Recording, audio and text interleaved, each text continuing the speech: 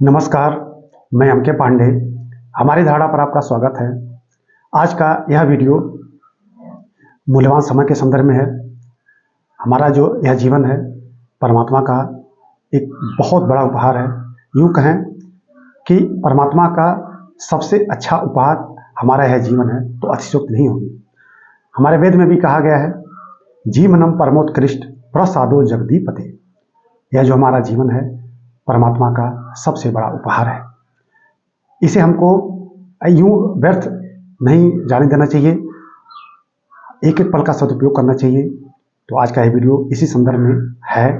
हम जो कुछ भी बोलेंगे अपने अनुभव के आधार पर बोलेंगे और हमने जो समाज में थोड़ा बहुत जो अध्ययन किया है उसी पर आधारित है और जो कुछ भी हमने किताबें पढ़ी हैं उन पर आधारित है।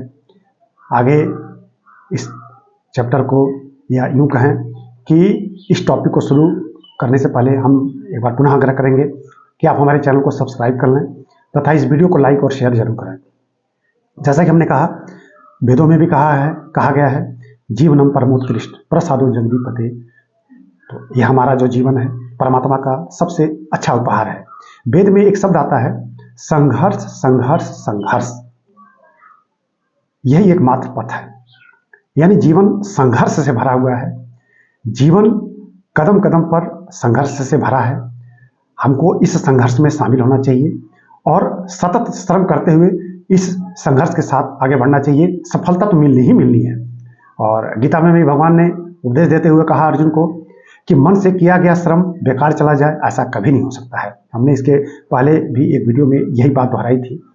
तो हम तो केवल पढ़ के आपको बता सकते हैं। होता क्या है कि हमारे युवा जो होनहार युवा हैं, दिमाग बहुत तेज चलता है। तो बहुत तेज चलता है तो बहुतों का तो सकारात्मक चलता है, बहुतों का नकारात्मक भी चलता है। तो तेज दिमाग सकारात्मकता की तरफ चले, न कि नकारात्मकता की तरफ। तो इस वीडियो के माध्यम से हम ऐसे युवाओं को प्रेरित करते हैं, उनका मनोबल बढ़ाते हैं कि इस दिमाग को अनर्गल इधर उधर ले जाने से अच्छा है सकारात्मकता की तरफ लगाया जाए, संघर्ष की तरफ लगाया जाए।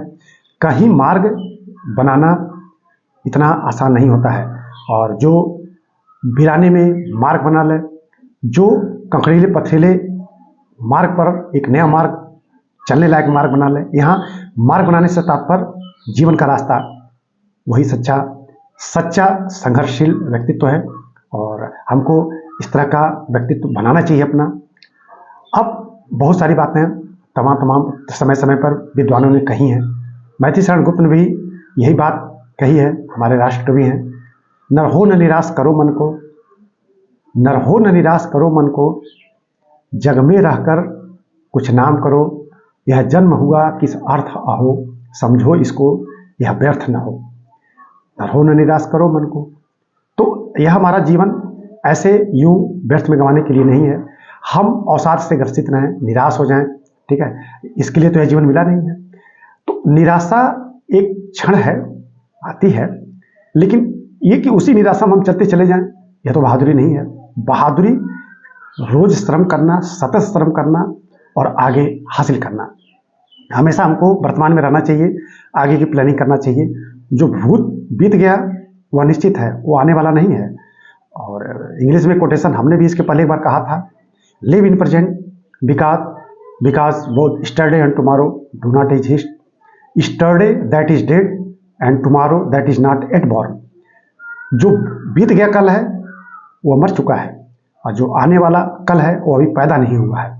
इसलिए हम भूत में भी नहीं जा सकते हैं और बहुत वर्तमान में भी नहीं झांक सकते हैं। इसलिए लिव इन प्रेजेंट, वर्तमान में हमको रहना चाहिए। वर्तमान आज हम बढ़िया करें, कल और बढ़िया हो जाएगा, परसों और बढ़िया हो जाएगा। सतत श्रम करें, आगे संकल्प लेकर, आगे अपना लक्ष्य निर्धारित करके। प्रत्येक युवा हमारी बात को अगर सुन रहे होंगे तो इससे प्रेरित हों कि अपना एक लक्ष्य निर्धारित कर लें, उस लक्ष्य के प्रति एकदम से सकारात्मक भाव से प्रेरित होकर उसमें लग जाएं। वह लक्ष्य मिल ही जाएगा, अवश्य मिलेगा। हाँ, जिसने मन से श्रम किया और जिसने अपनी योग्यता सिद्ध कर ली उसको थोड़ा पहले मिल जाता है। जिसने अपनी योग्यता थोड़ी देर में सिद्ध की उसको थोड़ी देर बाद वह लक्ष्य प्राप्त होता है, लेकिन लक्ष्य तो मिलता ही मिलता है। तुलसीदास ने भी कहा है रामचरितमानस में, सकल पदार्थ है जग माही, कर्महीन नर पावत नाही। मुझे यह लाइन बहुत प्रेरित करती है। सकल पदार्थ है जग माही, कर्महीन नर पावत नहीं। क्या नहीं है इस संसार में? सब कुछ है, सब कुछ है। और जिसने पाने की चेष्टा की वो प्राप्त किया। बड़े बड़े राजा हुए, बड़े बड़े उद्योगपति हुए, आईएएस हुए, पीसीएस हुए। और इस वीडियो के माध्यम से हम तो युवाओं को प्रेरित करेंगे, ये आईएएस, पीसीएस, आरओ जैसी परीक्षाएं हैं तो कुछ नहीं, लेकिन अगर मान लिया जाए कि बहुत टफ है तो हमेशा टफ है, नहीं रिजल्ट आता है। 6 आईएएस के चांस निकल जाते हैं, प्रेरित तो नहीं निकलता है कुछ नहीं। आप इस पेपर को, आप आईएएस के पेपर को पढ़ के देखें, पागल, दिमाग पागल हो जाएगा। अभी पिछला पेपर हुआ था तो हमारे एक युवा ने कहा कि जैसे लगता है कि एग्जामिनर ने मंगल ग्रह से क्यों पेपर आएगा? यही किसी विद्वान ने बनाया था ना पेपर, तो यही कोई विद्वान बनाएगा। बड़ा आश्चर्य होता है सुन के यह बात। वो भी एक विद्वान है जिन्होंने पेपर बनाया। आप युवा हैं, उनसे जिन्होंने यह पेपर बनाया होगा उनसे तीव्र दिमाग आपका है, उससे तीक्ष्णता के साथ आप समझिए, करिए। स्पीड बनानी पड़ेगी, तो स्पीड के साथ मेहनत करिए। युवाओं को हम बार बार प्रेरित करते हैं, बहुत सारे युवा हमारे संपर्क में भी रहते हैं, हमारे साथ भी रहते हैं। हम बार बार प्रेरित करते हैं कि किसी में किसी से कम योग्यता नहीं है, बस उस योग्यता को कौन कितना जल्दी सिद्ध कर देता है, वही सबसे बड़ी काबिलियत है। हमने जो देखा है, हमने अब तक जो पढ़ा लिखा और सामाजिक जो हमारा अध्ययन है, हम तो किसी युवा को कमजोर नहीं पाते हैं, मतलब हमारी ये धारणा है।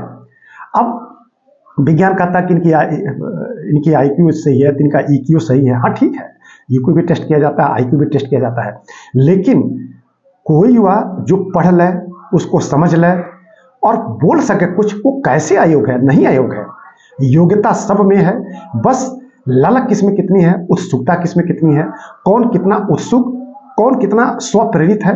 हमेशा उसके अंदर वो उत्सुकता बनी रहे, लगन बनी रहे, वह चेष्टा बनी रहे कि हम कहीं ऐसा तो नहीं रुक गए हैं, हम कहीं ऐसा तो नहीं है कि धीमी रफ्तार हमारी हो गई है। ठीक है, यही चीज हमको प्राप्त करना है कि हम पूरा तत्पर रहें। एग्जाम नजदीक आ रहे हैं तो इतना तत्पर रहें कि माना कल ही एग्जाम है, सब कुछ तैयारी आज ही कर लें, परसों कर लें, नर्सों के लिए कर लें। अगर हमारे मन में यह बात बैठ गई कि हमको हर हाल में तैयार कर लेना है और क्वालिफाई कर ही जाना है, अपने को अगर हम किसी से कम ना आंकें तो निश्चित रूप से सफलता मिल जाएगी।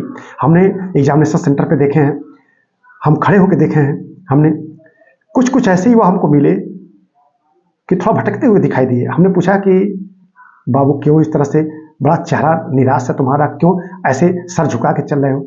उसने कहा कि अंकल चाहे कहें चाहे सर कहें, जो भी हमको कह लें, अंकल यहाँ हम सेंटर पे आए हैं तो देख रहे हैं कि एक से धुरंधर हमारे भैया लोग एग्जाम देने आए हैं, कुछ तो हमारे अंकल जैसे लग रहे हैं। हमारा तो एकदम, हम तो कांप गए कि हम इनके बीच में कहीं ही नहीं।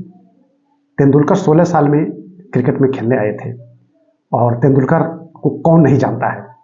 कंपटीशन है, कंपटीशन में उम्र थोड़ी देखी जाती है, जिसको जितनी उम्र है वो अब कंपटीशन दे रहा है। तुमको अपनी यह ना देखो कि कौन सामने खड़ा है, कौन प्लेयर है, किससे युद्ध करना है, किसके साथ युद्ध करना है, कौन हमारे फाइट में है। ठीक है, तुमको अपनी योग्यता सिद्ध करनी है। उम्र से यहाँ कोई मतलब नहीं है।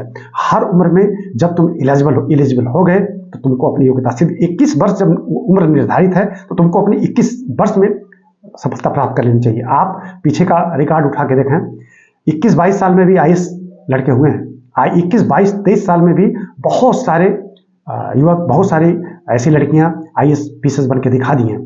तो योग्यता तो सिद्ध करनी पड़ेगी। हाँ, हमसे व्यक्तिगत पूछा जाए, हमारा जो अध्ययन है, हम पाते हैं औसतन जो सबसे अच्छी उम्र क्वालिफाई करने की होती है वो 24 से लेकर 27 वर्ष में दिमाग हमारी समझ से बहुत परिपक्वता के साथ बड़ा सकारात्मक काम करता है, और उसके पहले यानी 18 से लेकर 21 साल तक बहुत तेज काम करता है।